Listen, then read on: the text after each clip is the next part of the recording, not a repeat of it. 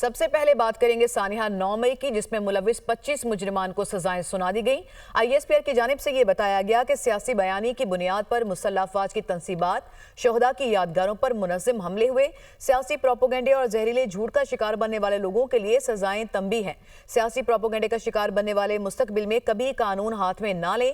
صحیح معنوں میں مکمل انصاف اس وقت ہوگا جب 9 مئی کے ماسٹر مائنڈ اور منصوبہ سازوں کو آئین اور قانون کے مطابق سزا مل سکے گی۔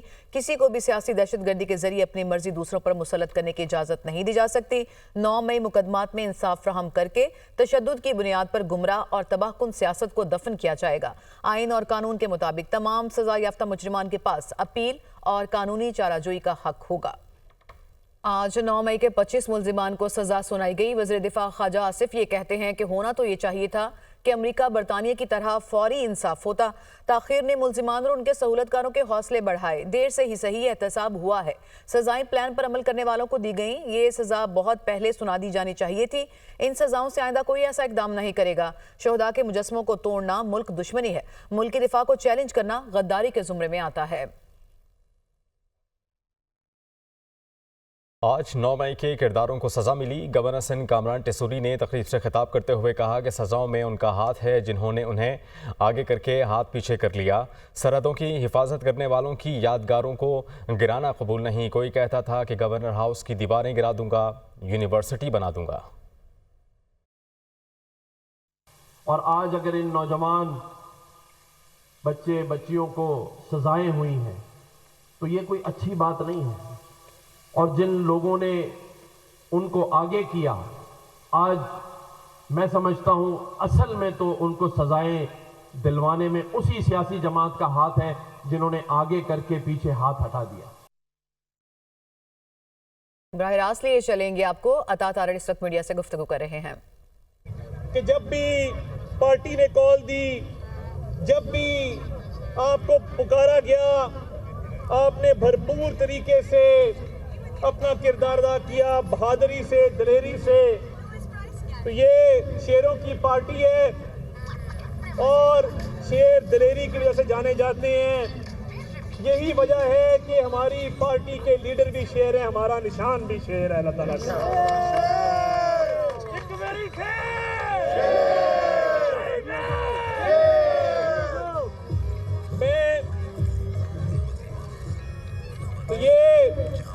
یہ جو دلیری ہوتی ہے یہ ہر کسی کے بس کی بات نہیں ہوتی۔ دیگر خبریں شامل کریں۔ سیکیورٹی فورسز کا ضلع خیبر کے علاقے راجگال میں آپریشن۔ ISPR کے مطابق خوارج کا ایک گروہ پاک افغان بارڈر سے دراندازی کی کوشش کر رہا تھا۔ سیکیورٹی فورسز کی مؤثر کارروائی میں 4 خوارج مارے گئے۔ پاکستان افغان عبوری حکومت سے مسلسل بارڈر مینجمنٹ کا تقاضا کرتا چلا آیا ہے۔ آپ کو بتائیں کہ امید ہے کہ عبوری افغان حکومت اپنی ذمہ داریاں پوری کرے گی۔ امید ہے کہ افغان عبوری حکومت پاکستان کے خلاف دہشت گرد کارروائیوں کے لیے افغان سرزمین کے استعمال نہیں ہونے دے گی۔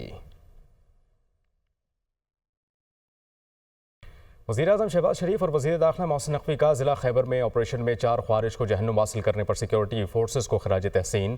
دونوں کا فائرنگ کے تبادلے میں پاک فوج کے سپاہی عامر سہیل آفریدی کی شہادت پر افسوس کا اظہار۔ وزیراعظم شہباز شریف نے کہا کہ قوم کے بیٹوں کی قربانیاں ہرگز رائیگاں نہیں جانے دیں گے۔ انسانیت کے دشمنوں کے مذموم عزائم کو خاک میں ملاتے رہیں گے۔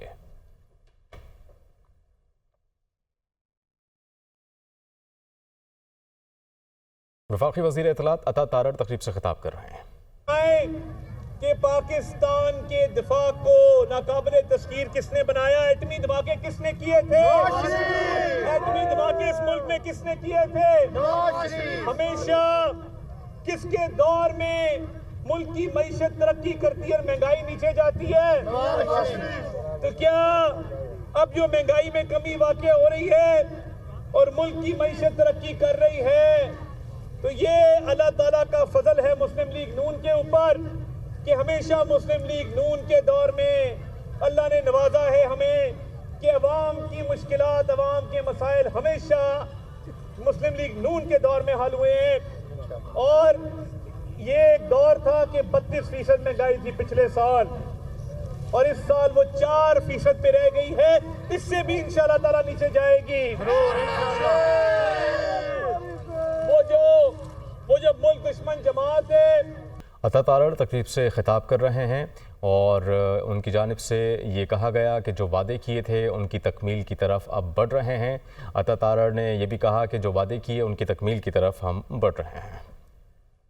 چیف جسٹس پاکستان یاہیا آفریدی کی زیر صدارت جوڈیشل کمیشن کا اجلاس۔ جوڈیشل کمیشن اجلاس میں ججز تعیناتیوں کے مجوزہ رولز کا جائزہ لیا گیا ہے۔ اجلاس میں آئینی بینچ ججز کی توسیع کے معاملے پر بھی غور کیا گیا۔ سپریم کورٹ آئینی بینچ کی مدت 4 جنوری 2025 کو ختم ہوگی۔ اسی سے متعلق مزید معلومات حاصل کر لیتے ہیں حسیب ملک نے اسلام آباد سے ہمیں جوائن کیا۔ جی حسیب، کیا تفصیلات ہیں اس اجلاس سے متعلق مزید؟ دیکھیں، جوڈیشل کمیشن کا اجلاس آج طلب کیا ہوا تھا جو کہ اب اس وقت جاری ہے چیف جسٹس یاہیا آفریدی کی زیر صدارت۔ بیسکلی آج کا جو اجلاس تھا اس کا ایجنڈا جو تھا وہ بیسکلی آئینی بینچز میں ججز کی جو تعیناتی کے حوالے سے، اور اس کے ساتھ ساتھ کیونکہ جو پہلے آئینی بینچ تشکیل دیا گیا تھا وہ 2 ماہ کے لیے تشکیل دیا گیا تھا، جس کی جو ہے 4 جنوری کو 2 ماہ مکمل ہونے کے بعد اس کی توسیع کے حوالے سے آج ایجنڈے کے اندر آئینی بینچ کی توسیع کے حوالے سے ایجنڈے میں آج شامل ہے۔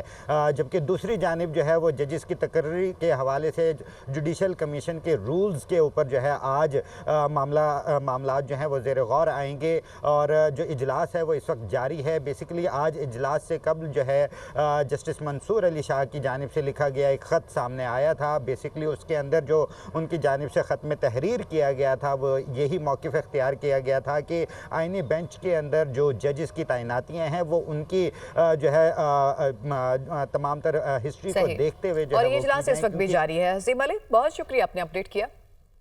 جی ایچ کیو حملہ کیس سی سی ٹی وی کے حصول کے لیے بانی پی ٹی آئی اور فواد چودھری کی درخواست پر فیصلہ محفوظ کر لیا ہے۔ جی ایچ کیو حملہ کیس سے متعلق آپ کو اپڈیٹ دے رہے ہیں۔ مزید 3 ملزمان پر فرد جرم عائد، تعداد 116 ہو گئی۔ جی ایچ کیو حملہ کیس میں سی سی ٹی وی کے حصول کے لیے بانی پی ٹی آئی اور فواد چودھری کی درخواست پر فیصلہ محفوظ کر لیا ہے۔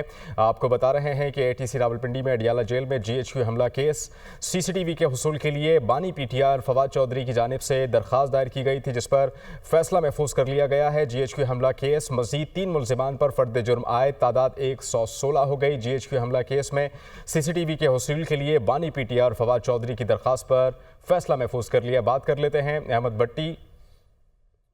ابھی آپ کو براہ راست لی چلیں گے، وفاقی وزیر اطلاعات عطا تارڑ اجتماع سے خطاب کر رہے ہیں۔ اصلی جو اختلاف ہوتا ہے وہ دلیل کے ساتھ ہوتا ہے، بات چیت کے ساتھ ہوتا ہے۔ جنہوں نے کور کمانڈر ہاؤس پہ حملہ کیا، آج 25 جو مجرمان تھے ان کو قید کی سزا سنائی گئی ہے، اور یہ تمام وہ لوگ تھے جنہوں نے دفاعی تنصیبات پہ حملہ کر کے دشمن کے ہاتھ مضبوط کیے۔ یہ جو سیاسی دہشت گردی اس ملک کے اندر ہوئی ہے کہ فوجی تنصیبات کو نشانہ بنایا جائے، یہ اس سے پہلے کبھی نہیں ہوا تھا۔ اس سے پہلے کبھی شہداء کی بے حرمتی نہیں کی گئی تھی، کیونکہ یہ ملک پہلے ہے اور سیاست بعد میں ہے۔ مگر بانی چیئرمین پی ٹی آئی جس نے اس ملک میں یہ روایت ڈالی تشدد کی سیاست کی، جس نے اس ملک میں روایت ڈالی کہ ایک دوسرے کو برداشت مت کرو، تشدد کا رستہ اختیار کرو، توڑ پھوڑ جلاؤ گھیراؤ کا رستہ اختیار کرو، سیاست میں تقسیم ڈالی، نفرت ڈالی، اور جو اپنے کرتوت تھے وہ آپ لوگوں کے سامنے ہیں کہ وہ 190 ملین پاؤنڈ کا کرپشن کیس ہو، وہ اربوں روپے کی گھڑیوں کی چوری ہو۔ ایک طرف کرپشن ہو رہی تھی اور دوسری طرف اس ملک کی جڑوں کو کھوکھلا کر رہے تھے۔ آئی ایم ایف کو کہتے تھے کہ پاکستان کو امداد مت دو۔ تو یہ کیا وجہ ہے کہ آج الحمدللہ آپ کی معیشت ترقی کر رہی ہے؟ کیا وجہ ہے کہ جو باہر سے ترسیلات آتی ہیں 8.8 ارب ڈالر پہ ہیں؟ کیا وجہ ہے کہ مہنگائی جو 32% تھی وہ 4% پہ ہے؟ کیا وجہ ہے کہ جو ایکسپورٹس میں اضافہ ہو رہا ہے؟ کیا وجہ ہے کہ شرح سود نیچے جا رہی ہے؟ کیا وجہ ہے کہ stock market 1 lakh point cross کر گئی اور تیزی ہے اس میں؟